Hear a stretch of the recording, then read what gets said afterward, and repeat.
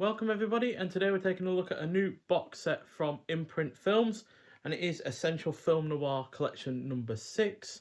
So yeah, I've bought most of their film noir collections in the past. I think there was only one that I didn't get, and that was purely because the typical reviews for them were quite poor.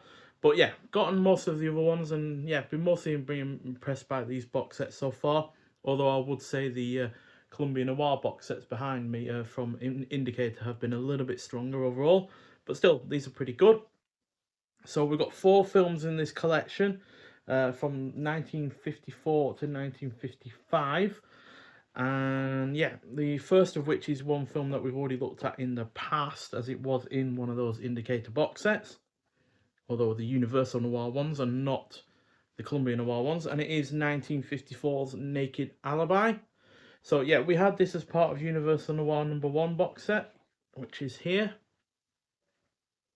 And yeah, there's the film itself. So as you can see, kind of similar artwork, kind of color. It's kind of the same. Got the same 2 characters there on there as well. Yeah, directed by Jerry Hopper, who I've not seen anything else from before. So yeah, because we have talked about this film in the past, we talked about it in November 2022. You can go see that review for my full look at the film itself. But in terms of extras, we've got audio commentary by film historian Sam Dane on this Imprint version from 2026. We've also got Shadows at the Border, video essay by film academic Eloise Ross, also from 2026.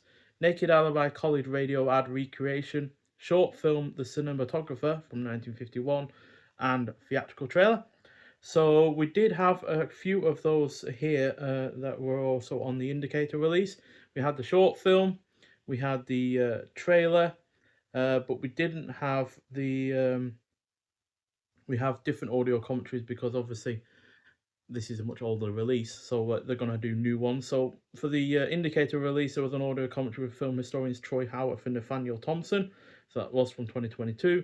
And then there was an Absolute Magnetism from 2022, a 42-minute look at the life and career of Gloria Graham, one of film noir's greatest film fatales, and that's done by academic Lucy Bolton. But all of the rest of this looks broadly similar, although this does also have an image gallery. So yeah, it was a UK premiere on Blu-ray, that one. So you know, this version in this Essential Film Noir is already is far from a worldwide debut either.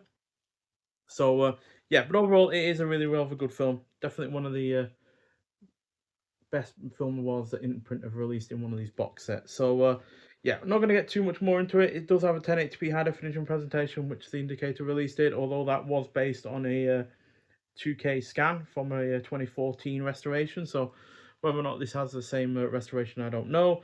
But it is in black and white, 185 to 1 aspect ratio, and LPCM 2.0 mono audio with English subtitles as well for the English soundtrack. So yeah, hour 26, and yeah, pretty damn good film. So yeah, now let's take a look at the 3 films that I haven't seen before. First of which is 1954's Ring of Fear, directed by James Edward Grant, who I've also not seen anything else from before. But yeah, it does have Clyde Beatty and Mickey Spillane playing themselves. I've only heard of Mickey Spillane before because he did the Mike Hammer novels, which have been made into films in the past. So it's kind of interesting that both of them are playing themselves here, but they are novice actors, so I am a little bit worried that they won't be able to do much of a good job in the acting roles. But yeah, and there doesn't seem to be much in the way of supporting cast that I've heard of before either. But yeah, it's about Mickey Spillane himself is called in to solve the mystery when a homicidal maniac hides out at the world-famous Clyde Beatty Circus. So Clyde Beatty was a lion tamer. He was in a bunch of films, I believe, from the likes of the 1930s, where, you know, that kind of thing was all the rage at the time. So yeah, I'm sure it'll be an interesting look, an interesting, curious look, but I'm not expecting great things from that one, to be honest. And thirdly, from 1955, directed by Phil Carson, we have Hell's Island. So yeah, I've seen 10 other films from Phil Carson. He's done several great film noir efforts that I've enjoyed before. So yeah, this is one that I am looking forward to the most. It's also got John Payne, Mary Murphy in the leading roles. I might well have seen them in something before. But yeah, it's about a washed up alcoholic bouncer who is offered a job to retrieve a rare jewel which may be in the hands of the woman who jilted him, and so begins an adventure in the Caribbean like no other. So yeah, sounds like an interesting one, that one. It's mostly the director though that is selling that for me. And then finally, from 1955 as well, we have Flame of the Islands. So this is directed by Edward Ludwig, who I've only seen one other film from, but it was one of my more favourite 1950 sci-fi films. So yeah, it'd be interesting to see what he can do within the film noir genre. And outside of Yvonne De Carlo, you also have Howard Duff and Zachary Scott in this as well. And in a supporting role, you also have James Arness, most well known for playing The Thing from Another World.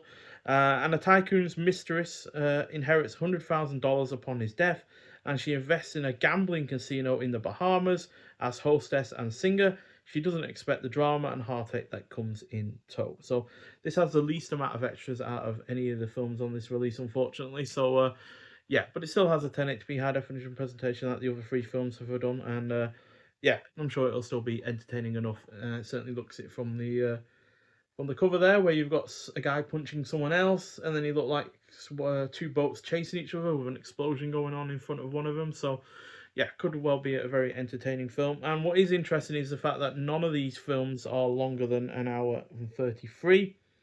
Naked Alibi is an hour 26, Ring of Fear is an hour 33, Hell's Island is an hour 24, and Flame of the Islands is an hour 30. So yeah, they're all easily digestible kind of films, but hopefully they are also pretty good in their own right as well. So yeah, this box set will get priority over the other box set that I've bought from Imprint, which is the Wild West Collection #2 box set, which you'll see in another video in the future.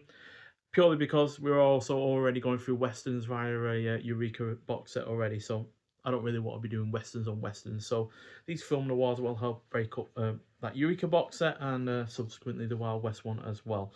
So yeah, but nonetheless, if you have seen any of these 4 films before, I'd like to hear your thoughts on them. But thank you for watching, and I'll see you in the next one. Bye.